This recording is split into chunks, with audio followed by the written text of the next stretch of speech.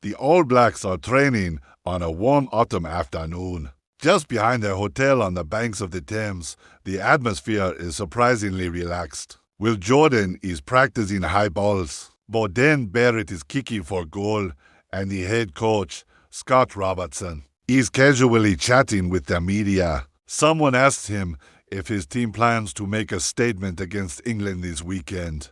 To remind everyone just how good they are, Robertson looks a little puzzled. A statement performance? He repeats, "We're just looking for a result."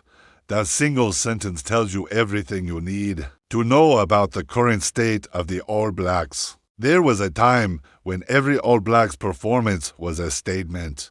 Their coaches didn't just look for results, they expected them, demanded them. The era of utter dominance, of that fearsome, untouchable aura, seems to have faded. A big part of this shift is the man in charge. For the last 20 years, All Blacks press conferences felt like a formal, intimidating meeting. You had the former head teacher Graham Henry, then his assistant, the ex-policeman Steve Hansen, followed by his assistant, the famously reserved Ian Foster. It was a dynasty of stern, patriarchal figures. Scott Robertson is a complete break from that tradition. His press conferences feel less like an interrogation and more like a friendly chat with your favorite uncle. At a party, he's approachable, he's open, and he represents a fresh start after the last World Cup. This isn't your father's All Blacks anymore, and it's not just the coach. For the first time in what feels like forever, New Zealand are definitively the second best team in the world, the back-to-back world champions. The Springboks have their number. South Africa has beaten them in 4 of their last 5 matches, including that heart-wrenching World Cup final. Even more shockingly, the Bucks recently demolished them 43-12 in Wellington. That's a 31-point thrashing on home soil. To put that in perspective, no team had ever beaten the All Blacks by more than 15 points at home before. In the old days, a loss like that would have triggered a national crisis. There would have been inquiries, public outcry, a collective soul-searching across the nation. But now, the mood seems almost muted. Perhaps a few wins against Australia, Ireland, and Scotland have softened the blow. But for those of us who grew up watching the All Blacks as the undisputed kings of rugby, it feels strange. They were always the alpha team, the benchmark for everyone else. Whether they held the trophy or not anymore. So, what happened to that intimidating, world-beating squad? Well, many of them are in Japan. After the last World Cup, a wave of senior players left New Zealand. Some, like the legendary Sam Whitelock and Aaron Smith, were ready to retire from Test rugby. But others were still in their prime. Brodie Retallick and former captain Sam Cane are only 33. Starfly half Richie Mo'unga and powerhouse Shannon Frizzle are both just 31 more recently. Veterans like TJ Pranara and try-scoring machine Mark Telea have also made the move.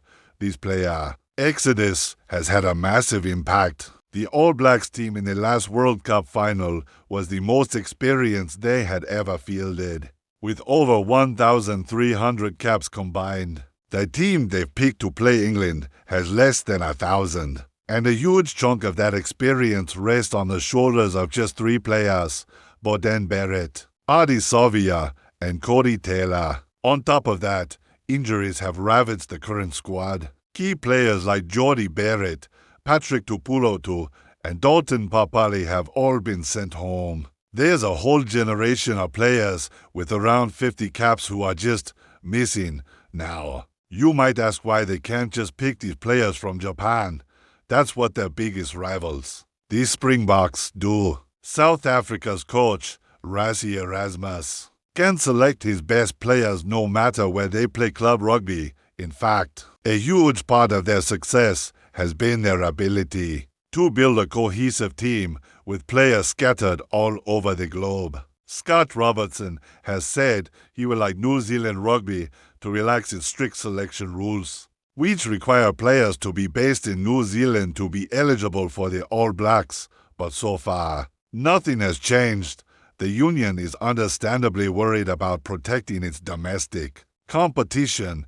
Japanese clubs offer shorter seasons and much bigger paychecks. It's not just the top stars. Over 100 New Zealanders are playing in Japan's top 3 divisions. By protecting their local Super Rugby teams, they are arguably weakening the national team.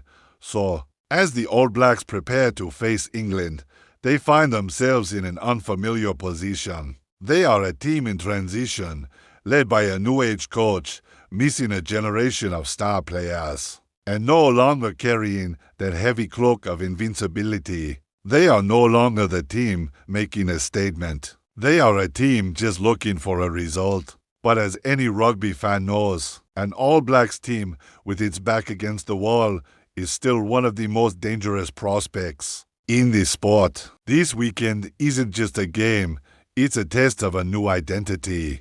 A glimpse into the future of what was once the most dominant force in world rugby. Thanks for watching. If you enjoyed this breakdown, don't forget to like this video and subscribe to the channel for more rugby analysis. Let me know your thoughts on the All Blacks' current situation in the comments below. See you next time.